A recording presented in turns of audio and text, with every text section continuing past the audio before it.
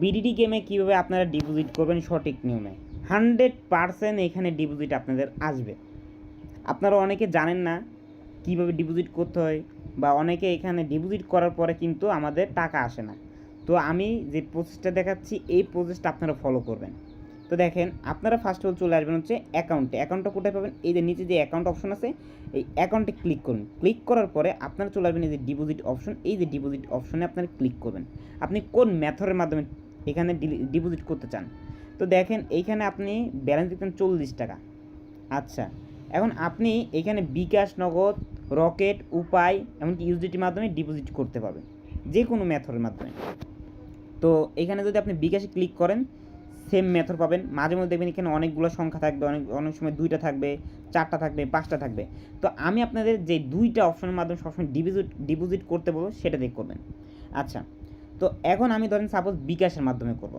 তো বিকাশের মাধ্যমে আপনার 2টা রুলস সবসময় ফলো করবেন। এক হচ্ছে WPP, আরেক হচ্ছে EPBDT। যেটা এই 2টা আপনার রুলস ফলো করবেন। কেন করবেন? এই 2টা হচ্ছে সেম, আর বাদ বাকি যেগুলো সেগুলোতে ডিপোজিট করার দরকার নাই। আচ্ছা, তো আপনার কাজ হচ্ছে কি, যদি 100 থেকে 400-র মধ্যে ডিপোজিট করেন তাহলে ইপিতে করবেন, আর যদি 500 থেকে 25,000 টাকার মধ্যে করেন তাহলে এই WPPতে করবেন। আশা করি বুঝতে পারছেন। তো এখানে অনেকেই কী করতে পারেন, 500 টাকা সিলেক্ট করে কিন্তু 400 টাকা মারতে পারেন, বা 500 থেকে কিছু টাকা কম মারেন না, এখানে ভুল করবেন না। আর ডিপোজিট করার আগে আপনার কখনও এইখানে ধরেন 500 টাকা সিলেক্ট করলেন, ডিপোজিটে ক্লিক করলেন, ডিপোজিটে ক্লিক করার পরে আবার ডিপোজিটে নতুন করে ক্লিক করলেন, ওইটা করবেন না। জাস্ট একবার ডিপোজিট কমপ্লিট করবেন। আশা করি বুঝতে পারছেন। তো ধরেন আমি এখানে কি করব, আমি এখানে ডিপোজিট করব। তো দেখেন আমি ইপিতে করব 100 টাকা। তো ইপিতে চাপ দিলাম। চাপ দেওয়ার পরে এইখানে যে 100 আছে এই 100 উপরে ক্লিক করব। আপনারা এখানে নিট পাঠাবেন 100, 200, 300, 400। কেউ খুরসা এখানে ডিপোজিটে ক্লিক করবেন না। আচ্ছা, ডিপোজিটে ক্লিক করলাম। ডিপোজিটে ক্লিক করার পরে এইখানে আপনি একটা নাম্বার পাবেন। আপনার যত দ্রুত সম্ভব এই ডিপোজিটের নাম্বারটা কপি করে যত দ্রুত সম্ভব এখানে সাবমিট করবেন। তাড়াতাড়ি করার চেষ্টা করবেন, যে কারণ নাম্বারটা চেঞ্জ হয়ে যায়। তো এখান থেকে নাম্বারটা কপি করতে হবে। আচ্ছা, নাম্বারটা কপি করার পরে আপনারা চলে আসবেন বিকাশে। বিকাশ আসার পর ক্যাশ আউট করবেন। এই যে ক্যাশ আউটে চাপ দিবেন। চাপ দেওয়ার পরে এখানে আপনার এজেন্টের যে নাম্বারটা কপি পেস্ট করবেন, করার পরে এখান থেকে নিট 100 চার্জ দিতে হবে না, নিট 100 টাকা ক্যাশ আউট করে দিবেন। আচ্ছা, ক্যাশ আউট করার পরে আমি পিন কোড দিয়ে দিলাম। এখানে পিন কোড দেওয়ার পর আমার এখান থেকে সাবমিট করে দিতে হবে। সাবমিট করা হয়ে গেলে আপনি এখান থেকে কী করবেন, এই ট্রানজ্যাকশন আইডি কপি করবেন। ট্রানজ্যাকশন আইডি কপি করা হলে আপনারা চলে আসবেন হচ্ছে এই পেজটাতে।